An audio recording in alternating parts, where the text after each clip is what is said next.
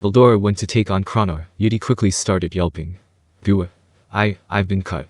Rimuru, I've been cut. Ah, sure. Of course you got cut. You were using your hand to block her sword. I mean, that's no ordinary sword she is wielding. It's an immensely powerful sword that was considered mythical grade. And you just ran in recklessly trying to catch the sword by your hand. How unreliable. As I suspected, this guy had gotten weaker after turning into his human form.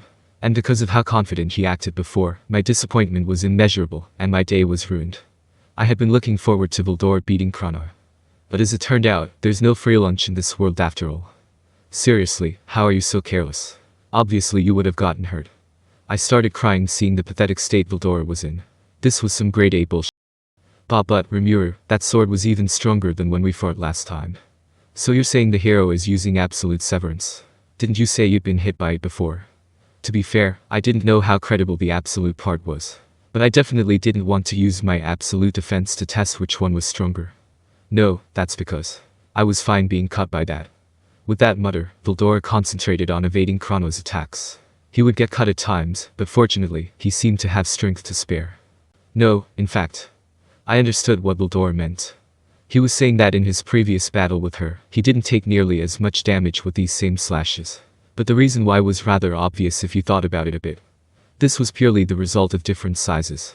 The size of a slash could be estimated, and even if it could be widened through skill, it, surely, would not have been able to cut through Veldora's giant draconic body. However, Veldora was in his human form now. And he was stupid enough to try to use his hands to catch the sword, so of course he would be cut.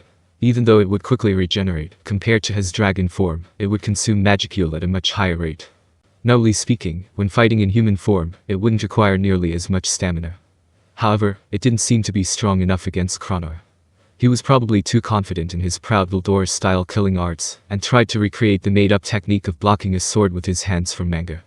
That said, I wasn't really panicking. This would be a good lesson for Veldora. That's why I decided to let him continue drawing Chronoa's attention completely. I turned my attention to Leon. Under Cherry's protection, Leon was conducting a summoning. Even though it hadn't been that long in reality, it felt like an eternity. Leon summoned a rapier.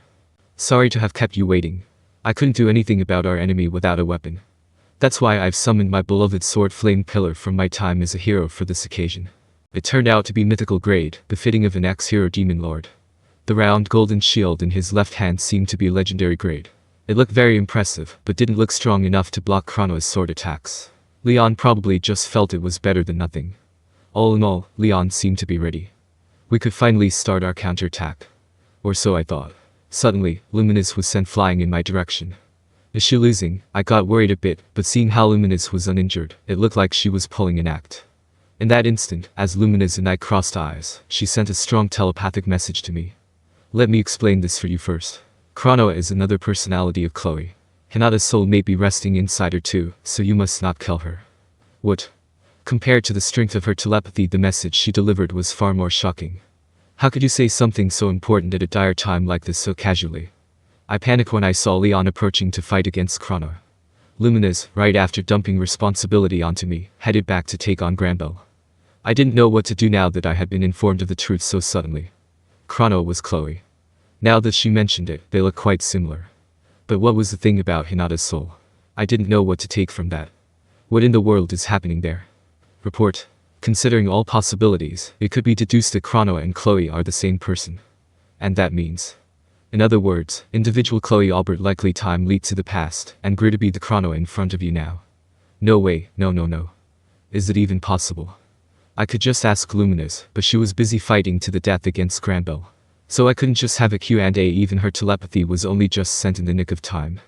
Speaking of time leaps, is it like time travel or time slip? I don't think she can control it freely, so I suppose it's more like sliding in and out of time. Why do I believe all this? No, the thing is, Chloe disappeared in front of me before. Answer. Assuming the phenomenon occurred at that time was a time leap, then it is impossible to observe all elements of the event. Without authority to interfere with time, it is naturally unobservable. I suppose, after all, even if you know the concept of time, observing time itself is impossible. Actually, hold on. I didn't have to understand any of this. If I just accepted that it was possible, then so many things suddenly made sense. When I was trying to help the young Chloe, the thing we summoned must have been from the future. If something happened to the future Chloe, and the spiritual part of Chronoa was sent to the past. Correct. This possibility is extremely high. I see. If that were true, it would explain why Ramrus was so panicked at the time. The Chronoa in front of me reeked of an evil aura. Sensing that aura, Ramrus would naturally try to stop it. There was no use worrying about this now. Chloe had definitely leapt through time, that was for sure. Then how to explain the situation right now? Report. The same soul cannot exist in two places in the same spacetime. Thus, they reacted to each other, causing one of the two to disappear. However, the crucial factor is that individual luminous Valentine utilized a Holy Spirit power barrier, Holy Arc, to seal the soul. Therefore, Chloe and Hinata's souls may all be sleeping inside Chronoa's body. If the power of the Holy Arc really surpassed the ability of Chloe's time leap, I had no choice but to believe it now. In that case, my plan would be: Leon, don't attack Chronoa, just focus on defense. Did you come up with a plan? Yes, you may not believe me but... Nah, I've got faith in you, cause you trusted me too. I was surprised. I didn't expect to gain his trust so easily. He spoke less formally too. I suppose a more casual Leon wasn't that bad either. A thanks would have to suffice for now. I then gave my order to Veldora. Veldora, you can count on me. But I didn't even say anything. Never mind, it's fine. I had no time to roast this dragon. I'll give you a signal later. Please suppress Chronoa. I figure you probably know this will be very dangerous. Didn't I say that you can count on me, Rimuru? I have faith in you. That's why you gotta make sure your plan works. That was reinvigorating. I didn't want to hurt Chronoa, I mean Chloe. But that might just be selfish of me. All of this was still just a theory. We could still be wrong anyway. To have such a naive thought before an overpoweringly strong individual like Chronoa would be suicidal. But even so, since there was the possibility, I wanted to wager on it. Sorry, please hold on a bit more. Haha. Don't mind it, it happens all the time. I've noticed something too. I'm gonna play along your plan just to confirm it. No other intention behind it. I didn't know about Veldora, but perhaps Leon had realized it too. Chronoa was Chloe.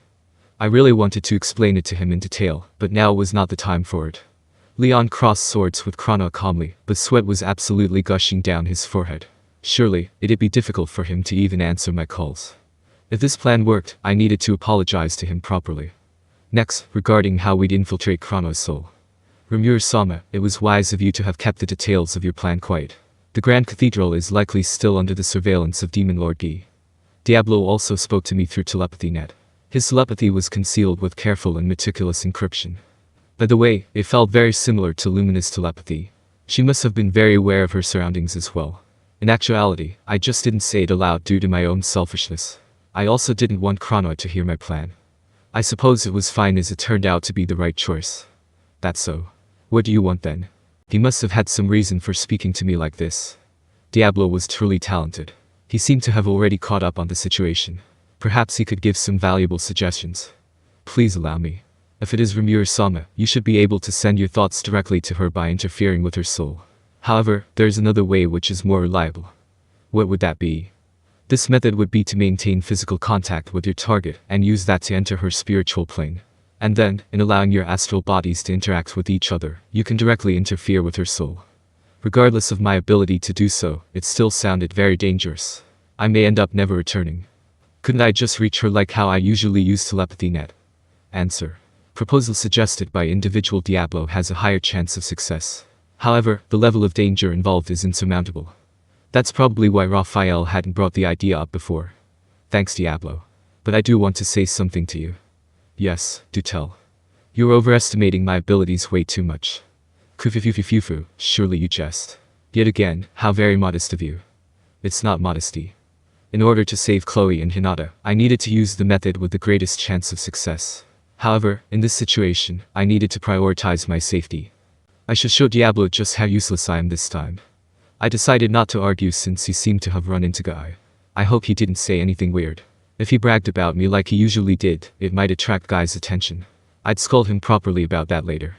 If possible, it is best to stabilize her first with a certain object. Then, I wish Rimuru-sama glory in your conquest. Diablo's faith in me was unmatched. But for now, I needed to focus on the useful information he gave me.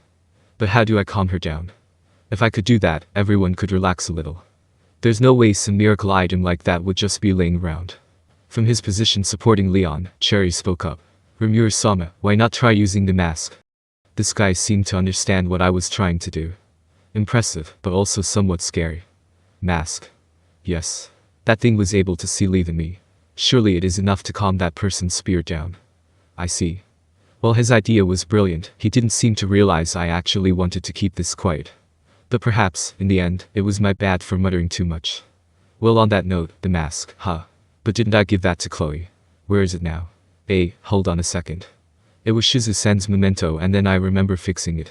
And then I gave it to Chloe as a present. Does that mean that the mask ended up going back to Shizu-sen again? If that's the case, where did that mask come from in the first place? No, there's no time to think about that. Can I somehow recreate the mask? Answer. Do you wish to copy the anti-magic mask? Yes or no? Yes. As expected from Wisdom King Raphael, it managed to create a replica almost instantly. It looked just like the real thing, and had the same quality as well. With this, perhaps we could calm Chrono down. I showed the mask to Cherries and thanked him with a smile. Then I turned my attention to Chrono. The plan was settled. Now I just needed to get serious and engage. Leon was still dueling Chrono. It was a one-sided battle, however, as she controlled the entire fight. Leon was only defending, but his injuries were still piling up. Even someone as strong as Leon was having trouble dealing with Chrono. He would no doubt be defeated if this were to continue, that is, if I didn't intervene. Veldora, now. I shouted as I approached Chrono, mask in hand. The next moment. As I placed the mask on Chrono's face, my consciousness faded to black.